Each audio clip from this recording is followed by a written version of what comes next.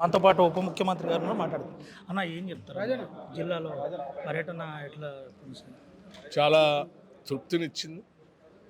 అనేక మంది కార్యకర్తల్ని, నాయకుల్ని ఆనాడు పాదయాత్రలో నాతో కలిసి నడిచినటువంటి వాళ్ళందరినీ కలిసేటువంటి అదృష్టం, అవకాశం కూడా కలిగింది.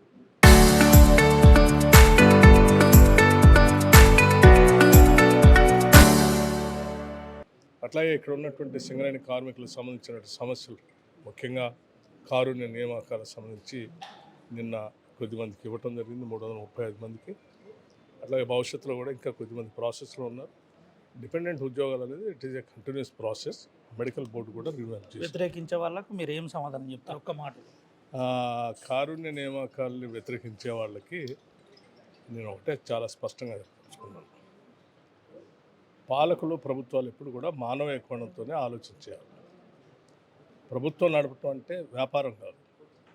ప్రభుత్వం నడపటం అంటే రాష్ట్ర అభివృద్ధితో పాటు సంక్షేమాన్ని కూడా ముందు తీసుకొని పోవటం. తప్పనిసరిగా రాష్ట్ర అభివృద్ధిలో భాగస్వాములు అవుతున్నటువంటి, జీడిపికి తోడ్పడుతున్నటువంటి ప్రతి కుటుంబం యొక్క క్షేమం గురించి ఆలోచించాల్సిన బాధ్యత ప్రభుత్వానికి, పాలకులు. ఆ దిశలోనే ప్రభుత్వం. కిషన్ రెడ్డి వ్యాఖ్యలపై ఏమని చెప్తారా?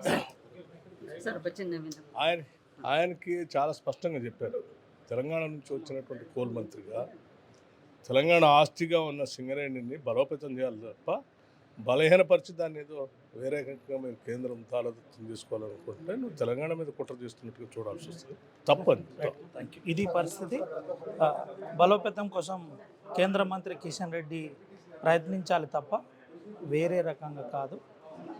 ఉద్యోగుల విషయంలో మానవీయ కోణంలో ఆలోచించాలని ఆర్టీవీతో ఎక్స్క్లూజివ్గా ఉప ముఖ్యమంత్రి బట్టి విక్రమార్క మాట్లాడారు.